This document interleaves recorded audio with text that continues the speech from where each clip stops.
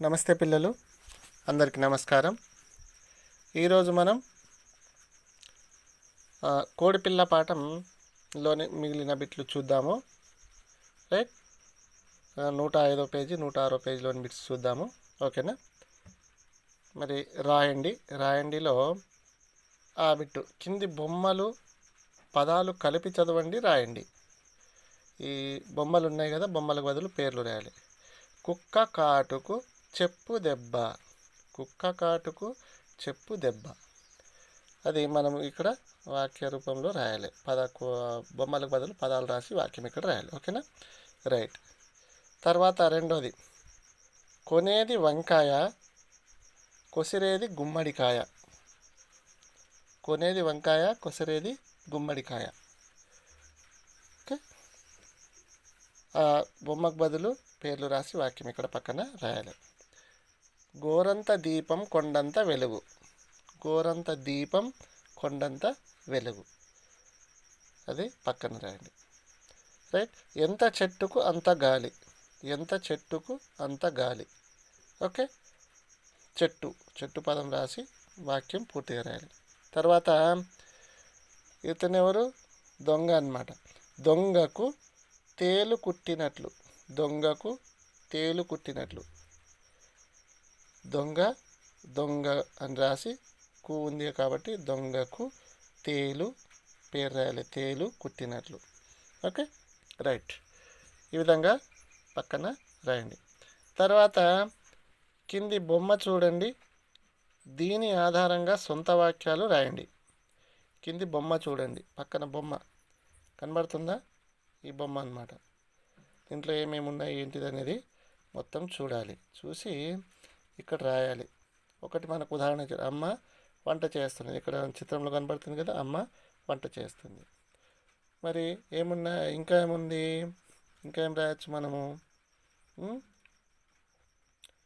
తర్వాత బాబు ఉడతకు పండు ఇస్తున్నాడు. బాబు ఉడతకు పండు ఇస్తున్నాడు ఒకటి, లేదా ఉడత పండు తింటున్నది అని రాయొచ్చు.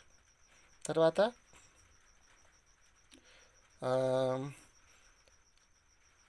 పండ్లు ఉన్నాయి,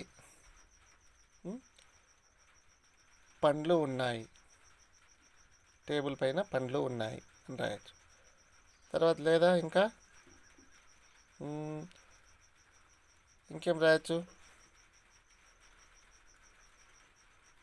పాప చదువుకుంటుంది, పాప చదువుకుంటుంది.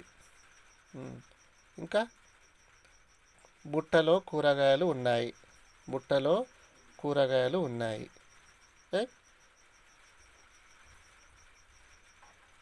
ఇంకా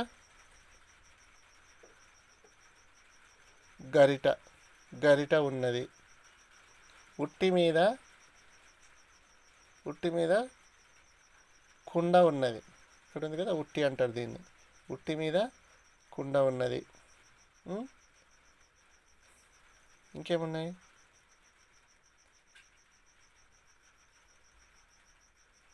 బాబు స్టూల్ పైన నిలబడ్డాడు, బెంచ్ పైన నిలబడ్డాడు. కిటికీలో చెట్లు, కిటికీ ఉన్నది అని రాయండి సింపుల్గా. కిటికీ ఉన్నది. ఇంకా గ్లాసులు ఉన్నాయి. ఇలా చిన్న చిన్న పదాలు రాసేయండి మీకు తోచినట్టు. ఓకేనా? రైట్. ఈ విధంగా ఒక 7 పదాలు రాసిన తర్వాత పేజీకి వెళ్తే కోడి గురించి రాయండి. కోడి గురించి ఏం రాస్తారు? కోడి,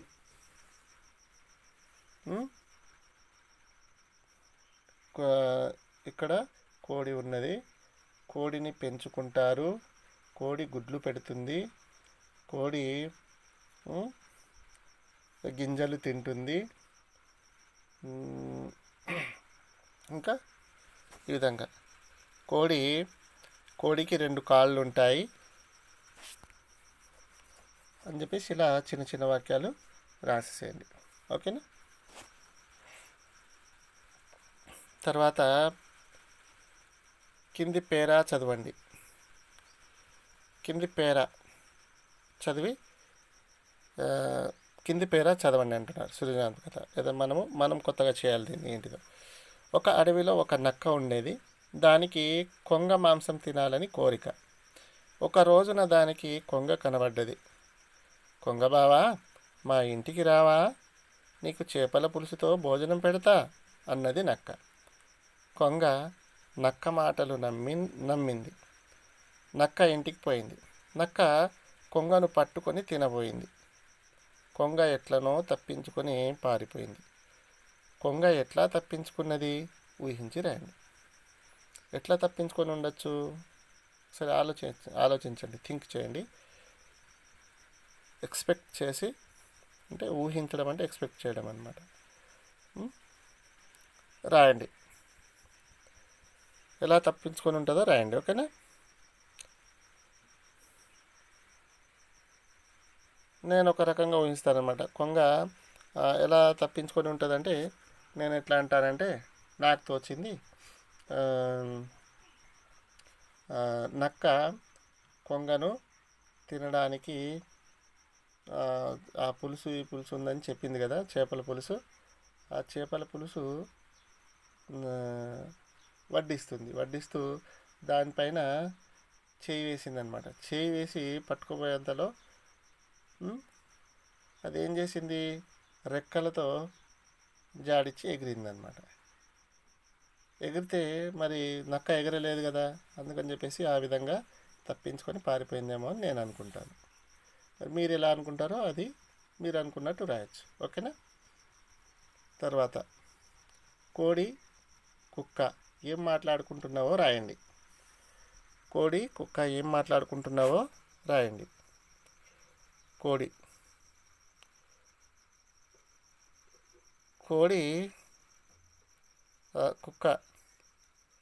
కుక్క అంటుందన్నమాట. కుక్క అంటుంది, అవి రెండు స్నేహితురాళ్ళు అనమాట, స్నేహితులు, వాళ్ళ మంచి స్నేహం ఉంది వాళ్ళది. అప్పుడు కుక్క అంటుంది,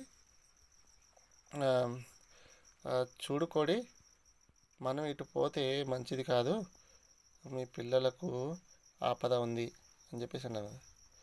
అప్పుడు కోడి అంటుంది, అయ్యో, ఇక్కడ పోతే ప్రమాదం అంటావా? ఆపద అంటే మరి ఇటు ఇంత పెద్దగా అవసరం లేదు. కుక్క అంటుందన్నమాట, మనం ఇటువైపు వెళ్ళొద్దు అని చెప్పేసి అంటుంది. అప్పుడు కోడి, ఎందుకు వెళ్ళొద్దు అని చెప్పేసి అంటుంది. కుక్క అంటుంది, ఇటువైపుకి వెళ్తే పిల్లులు, తర్వాత ముంగీసలు ఉంటాయి. అయ్యో, ఇప్పుడు కోడి ఉంటాయని చేశాను. కోడి అంటుంది, అయ్యో అయితే వద్దు, పద తిరిగి వెళ్ళిపోదాం అని చెప్పేసి మాట్లాడుకుంటున్నాయి అన్నమాట. రైట్? ఈ విధంగా ఊహించి రాయండి మీకు తోచినట్టుగా. ఓకేనా? ట్రై చేయాలి, ప్రయత్నం చేయాలి. ఓకేనా? ఓకే పిల్లలు, రైట్, జాగ్రత్త చేస్తారని అనుకుంటున్నాను. థ్యాంక్ యూ, ధన్యవాదాలు.